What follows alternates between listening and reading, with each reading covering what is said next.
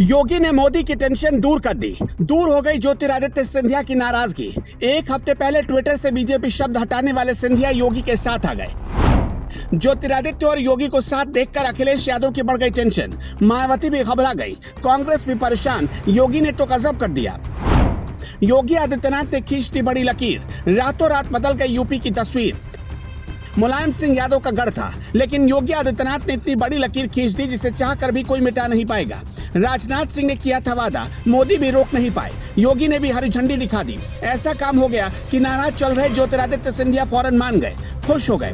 कांग्रेस ने जिन्हें ठुकराया उन्हें याद तक नहीं आया। उनको असली सम्मान योगी और मोदी ने ही दिलाया। इलाका था मैनपुरी का, यानी वो जगह जो यादव कुनबे का बहुत बड़ा किला है। लेकिन इसी किले में यानी इस इलाके में इतना बड़ा काम कर दिया योगी आदित्यनाथ ने, जो अपने आप में इतिहास बन चुका है। दरअसल उत्तर प्रदेश के मैनपुरी में सीएम योगी आदित्यनाथ और केंद्रीय उड्डयन मंत्री ज्योतिरादित्य सिंधिया ने पूर्व केंद्रीय मंत्री और कांग्रेस के कद्दावर नेता माधवराव सिंधिया का अनावरण किया। पूरी दुनिया जानती है कि माधवराव सिंधिया ज्योतिरादित्य सिंधिया के पिता थे। इस समारोह के दौरान उत्तर प्रदेश और मध्य प्रदेश के भी कई मंत्री मौजूद रहे। मैनपुरी में जो उद्घाटन हो रहा था उसका सीधा असर मध्य प्रदेश के चुनाव पर पड़ने वाला था।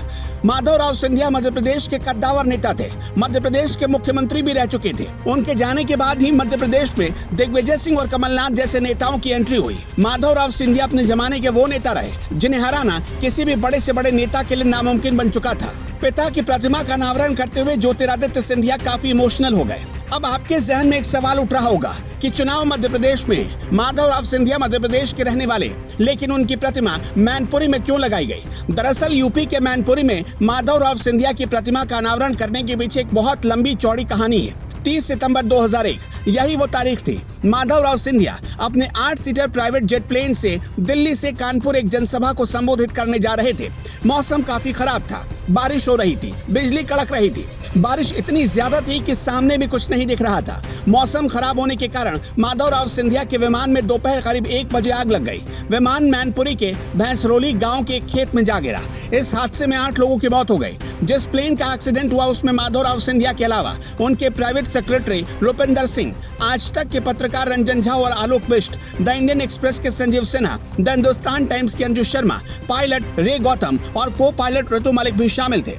प्लेन क्रैश हुआ तो लोगों को पहचानना तक मुश्किल हो रहा था। लोगों की बॉडी पूरी तरह खराब हो चुकी थी, जल चुकी थी, राख बन चुकी थी। हादसा इतना भयानक था कि माधवराव सिंधिया के शव को भी पहचानना मुश्किल था, लेकिन उनकी लॉकेट और चेन आदि से उनकी पहचान की गई। उस समय उत्तर प्रदेश में बीजेपी की सरकार थी और तब सीएम हुआ करते थे राजनाथ सिंह। घटना की जानकारी मिलते ही फौरन राजनाथ सिंह मैनपुरी पहुंचे थे। मुलायम सिंह यादव भी पहुंचे थे। तब मुख्यमंत्री रहते हुए राजनाथ सिंह ने वादा किया था कि मैनपुरी में माधवराव सिंधिया की भव्य प्रतिमा स्थापित की जाएगी।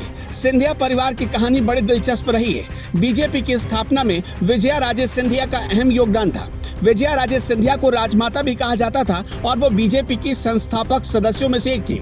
राजमाता सिंधिया के बेटे माधवराव सिंधिया में काफी विवाद हुआ। विवाद इसलिए हुआ कि माधवराव सिंधिया कांग्रेस में चले गए थे।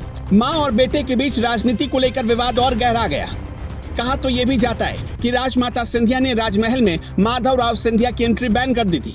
आखिर में माधवराव सिंधिया कांग्रेस में चले गए और उनकी बहनें वसुंधरा राजे और यशोधरा राजे बीजेपी में शामिल हो गई। माधवराव सिंधिया की मौत के बाद बेटे ज्योतिरादित्य सिंधिया ने भी कांग्रेस से राजनीति शुरू की। ज्योतिरादित्य सिंधिया कांग्रेस में लंबे वक्त तक रहे। उनको राहुल गांधी का करीबी माना जाता रहा। ज्योतिरादित्य सिंधिया 2020 में बीजेपी में शामिल हो गए और इस वक्त केंद्र में नागरिक उड्डयन मंत्री का पद संभाल रहे हैं। साल 2020 में मध्य प्रदेश की सरकार पलटने के पीछे भी ज्योतिरादित्य सिंधिया का ही हाथ माना जाता है। ज्योतिरादित्य सिंधिया ने हाल ही में अपने ट्विटर बायो से बीजेपी शब्द हटा दिया था, जिस पर कांग्रेस ने बहुत निशाना साधा और तंज कसा था। लेकिन अब इस तस्वीर को देखकर साफ हो गया कि ज्योतिरादित्य सिंधिया की नाराजगी दूर हो चली है। योगी आदित्यनाथ ने उन्हें मना लिया है और मध्य प्रदेश में कांग्रेस की हालत ज्योतिरादित्य सिंधिया खराब करने वाले हैं।